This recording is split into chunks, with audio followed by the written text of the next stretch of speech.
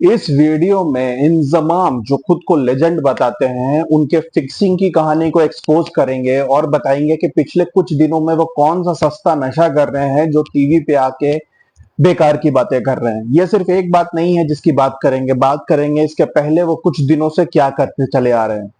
सबसे पहले बात करते हैं उनके उस टेन्योर की जो क्रिकेट के बाद शुरू हुई। क्रिकेट के बाद वो चीफ सेलेक्टर बने और चीफ सेलेक्टर बनते ही उन्होंने सबसे पहला डिसीजन लिया कि इमामुल हक जो उनके भतीजे हैं वो टीम में आने चाहिए। इमामुल हक के चाइल्डहुड फ्रेंड है बाबर आजम, तो इसलिए आपको बता दूं कि बाबर आजम का भी बचपन से इंजमामुल हक के साथ एक क्लोज रिलेशनशिप रहा है और वो इंजमाम ही थे जिन्होंने बाबर को फ्री हैंड दिया था टीम सिलेक्शन में, चाहे वो शादाब खान हो चाहे वो फहीम अशरफ हो।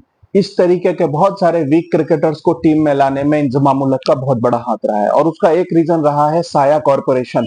साया कॉरपोरेशन वही एजेंसी है जिसने पाकिस्तान क्रिकेट को अंदर से खोखला किया है पिछले कुछ सालों में। पाकिस्तान में कुछ टैलेंटेड क्रिकेटर्स आए थे। 2017 में पाकिस्तान ने चैंपियंस ट्रॉफी भी जीती थी। 2019 वर्ल्ड कप में पाकिस्तान की पुअर परफॉर्मेंस रही थी। अनफॉर्चुनेटली वो वेस्ट इंडीज के साथ स्टार्टिंग में एक मैच बहुत बुरे मार्जिन से हार गए थे जो उन्हें लास्ट में जाके हॉन्ट किया और वो टूर्नामेंट से बाहर हो गए। सरफराज अहमद जो कैप्टन थे जिन्होंने पाकिस्तान को लगातार 11 टी20 सीरीज जिताई थी, आपको बता दूं 11 टी20 सीरीज इन अ रो, और जिनका टी20 रिकॉर्ड बहुत ही तगड़ा था, उन्हें सडनली कैप्टेंसी से क्या टीम से भी हटा दिया गया। बाबर आजम को कैप्टेंसी दे दी गई और बाबर आजम को फ्री हैंड दिया गया कि वो अपनी मर्जी की टीम चुने। बाबर आजम ने दोस्ती यारी की एक टीम बना ली जिसमें सारे यार दोस्त थे। 2021 में उनका एक अच्छा वर्ल्ड कप चला गया और इस बात को बिल्कुल खत्म कर दिया गया कि कोई भी कंट्रोवर्सी है, बाबर आजम ही पाकिस्तान के ग्रेटेस्ट प्लेयर हैं, ग्रेटेस्ट कैप्टन हैं और वो जो सी चाहे टीम सिलेक्ट कर सकते हैं। वहीं से पाकिस्तान क्रिकेट नीची जानी शुरू हुई। पाकिस्तान क्रिकेट टेस्ट अपने होम में भी नहीं जीत पाती। इंग्लैंड ने आके उन्हें 3-0 हराया, ऑस्ट्रेलिया ने उन्हें 1-0 हराया, न्यूजीलैंड के साथ 0-0 सीरीज ड्रॉ हुई।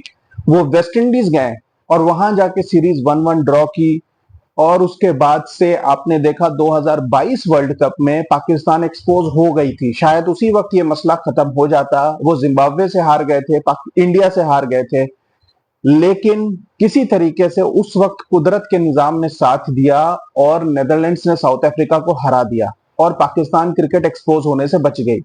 लेकिन इंजमामुल हक जो साया कॉरपोरेशन के ना सिर्फ एक मेंबर हैं बल्कि वन ऑफ द पार्टनर्स हैं। उन्होंने एक 7-8 प्लेयर्स का ग्रुप बना लिया जिसको साया कॉरपोरेशन ही सारे तरीके से आप कह सकते हो उनकी पीआर एजेंसी था, उनको एड्स दिलाता था, उनको कॉन्ट्रैक्ट्स दिलाता था, उनकी पीआर को भी संभालता था। बाबर, रिजवान और ऐसे 6-7 क्रिकेटर्स थे, शादाब, जिन सबको उस ग्रुप में जोड़ दिया गया और वो सारे ग्रुप साया एजेंसी के हिसाब से, साया कॉरपोरेशन के हिसाब से एक्ट करता था। इधर इनकी पीआर एजेंसी उनके एक कवर ड्राइव के टिकटॉक, उनके एक दो शॉर्ट्स के टिकटॉक किसी ने हाथ मिलाया उसका टिकटॉक बना के उनकी पीआर और पब्लिसिटी इस तरीके से करता रहा जैसे कि ऐसे प्लेयर्स, ऐसे कवर ड्राइव कभी जिंदगी में किसी ने लगाए ही नहीं। और ये बातें तब तक छिपी हुई थी जब तक 2023 वर्ल्ड कप में पाकिस्तान ने हॉरिबल परफॉर्मेंस देना शुरू किया। हालांकि इसकी शुरुआत इसके पहले एशिया कप में ही हो गई थी जब पाकिस्तान इंडिया से 228 रन के मार्जिन से हारी। जी हाँ, इंडिया ने 356 बनाए और पाकिस्तान की टीम 128 पर ऑल आउट हो गई। उसके बाद वो श्रीलंका से हारे और बाहर हो गए टूर्नामेंट से। कुछ सवाल वहां उठ गए थे लेकिन वर्ल्ड कप बहुत नजदीक था इसीलिए इस चीज पे ज्यादा मुद्दा नहीं बनाया गया। लेकिन जैसे ही टीम वर्ल्ड कप में गई, पहले तो वो श्रीलंका से बिल्कुल क्लोज मार्जिन से जीती। श्रीलंका ने 345 बना लिए थे और पाकिस्तान की टीम के 2 अर्ली विकेट गिर गए थे, इंक्लूडिंग बाबर आजम जो कैप्टन थे। बाद में रिजवान और अब्दुल्ला शफीक ने सेंचुरीज बनाई और पाकिस्तान को एक क्लोज मैच जितवाया। उसके बाद पाकिस्तान की team India, Afghanistan, South Africa, इन सबसे और ऑस्ट्रेलिया, इनसे 4 मैच बैक टू बैक हारी और इनके हारते ही ये सारे मुद्दे फिर से खुल गए और इंजमामुल हक उन्हें कॉन्फ्लिक्ट ऑफ इंटरेस्ट की वजह से रिजाइन किया गया। इनफैक्ट शायद ये कहना भी गलत नहीं होगा कि पीसीबी ने उन्हें लात मार के निकाला। अक्टूबर 2023 में वो बाहर हुए और बाहर होते ही 15 दिनों बाद जब पाकिस्तान की टीम ऑफिशियली एलिमिनेट हो गई वर्ल्ड कप से, तो उन्होंने क्या स्टेटमेंट दिया? उन्होंने स्टेटमेंट दिया कि हरभजन सिंह जो कि एक प्राउड सिख हैं, वो उनके पास आए थे और इंजमाम उनको ले गए थे इस्लाम में कन्वर्ट करने के लिए। अब ये बिल्कुल नॉन क्रिकेटिंग नॉन सेंसिकल बात है जो इंजमाम ने की। जैसे ही हरभजन ने इस बारे में पढ़ा, हरभजन ने एक स्टेटमेंट दिया जिसमें उन्होंने पूछा कि इंजमाम कौन सा सस्ता नशा कर रहे हैं। इस स्टेटमेंट के बाद इंजमाम ने कहा कि नहीं नहीं, मैंने ऐसा नहीं कहा था। इंजमाम के झूठ की शुरुआत वहीं हुई और उनका जैसे ही साया कॉरपोरेशन के कारण उन्हें पीसीबी से निकाला गया, उन्होंने एक नया बिजनेस स्टार्ट किया, टीवी शोज पे जाके कंट्रोवर्शियल बातें करने का। सबसे पहले उन्होंने ये कंट्रोवर्शियल बात की, फिर वो टीवी पे जो सबसे बड़े मैच फिक्सर हैं सलीम मलिक, जिन्हें लाइफ टाइम बैन था, उनके साथ एक टीवी शो पे आए और फिर जाके जैसे ही पाकिस्तान एलिमिनेट हुई, साया कॉरपोरेशन ने उन्हें पैसे दिए कि भाई अब कुछ और आप ऐसा बोलिए कि पाकिस्तान टीम से ध्यान हटे। तो उन्होंने ये सब बोलना शुरू किया कि इंडिया कुछ फिक्सिंग कर रही है, बॉल टेम्परिंग कर रही है। रोहित शर्मा ने प्रेस कॉन्फ्रेंस में उन्हें बड़े सलीके से जवाब दिया कि अपना दिमाग थोड़ा खुला रखें।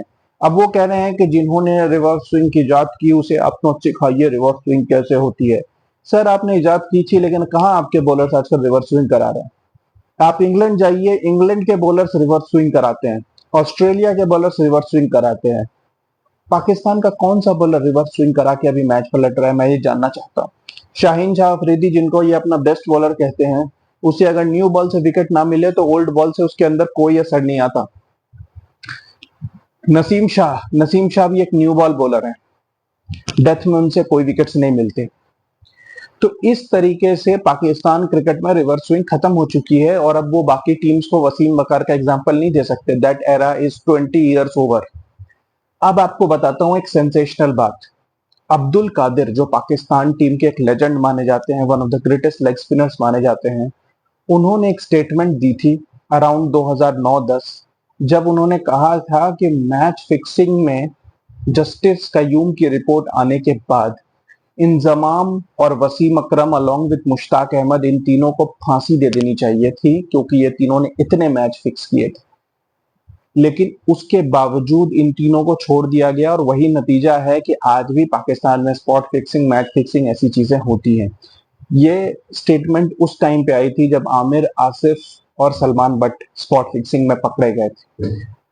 अब्दुल कादिर का कहना है कि इतने इल्जाम थे इंजमामुल हक और वसीम अकरम के ऊपर, लेकिन ये दोनों क्योंकि उस वक्त तक बड़े नाम बन गए थे पाकिस्तान क्रिकेट के, इसलिए इन्हें सिर्फ थोड़ा सा फाइन लेके छोड़ दिया गया। अब यहाँ पर मैं ये पूछना चाहता हूँ कि जो आदमी पैसे लेके अपना देश बेच देता है, जो आदमी थोड़े से पैसों के लिए अपने भतीजे को टीम में घुसा के पाकिस्तान टीम का बेड़ा गर्क कर देता है, क्या ऐसे क्रिकेटर की बात पे यकीन करना चाहिए? जो कुछ दिन पहले इस्लामिक प्रीचिंग्स की बात करके हरभजन सिंह को मुस्लिम बनाने की बातें कर रहा था, हरभजन सिंह ने भी इस चीज पर खुलेआम उन्हें गालियां बकी, लेकिन वो उसका जवाब देने नहीं आए क्योंकि उनको मालूम था कि वो झूठ बोल रहे हैं। फिलहाल वो किसी तरीके की कंट्रोवर्सी क्रिएट करके बस अपनी इमेज बनाना चाहते हैं। हालांकि उन्हें इस बात का ध्यान रखना चाहिए कि उन्हें क्रिकेटिंग लेजेंड माना जाता है, irrespective of his fixing and cheating accusations. तो इंजमाम अगर अपनी इमेज का ध्यान नहीं रखेंगे, कुछ टाइम के लिए वो कुछ पैसे तो कमा लेंगे, लेकिन उनकी इज्जत बिल्कुल खत्म हो जाएगी, जो फिलहाल काफी लोगों ने कम हो गई है। बाकी काफी लोग जो उन्हें लेजेंड मानते थे, अब खुलेआम उन्हें गालियां बक रहे हैं। और अगर इस तरीके की चीज वो कंटिन्यू रखेंगे तो कोई बड़ी बात नहीं है कि कुछ दिन में वो एक मजाक बन के रह जाएंगे। आलू आलू कह के उन्हें टोरंटो में कुछ फैंस ने चढ़ाया था, तो वो स्टैंड में घुस गए थे उन पर हाथ उठाने के लिए, लेकिन यहाँ वो बेशर्मी से बैठ के दूसरे प्लेयर्स के ऊपर इल्जाम लगा रहे हैं। तो क्या उन्हें भी 4 बैट लगा देना चाहिए? मेरे ख्याल से इसमें कोई गलत नहीं है, शायद नशा उतर जाएगा उनका। वीडियो कैसा लगा आपको? कमेंट्स में जरूर बताइएगा। Keep watching guys, thank you.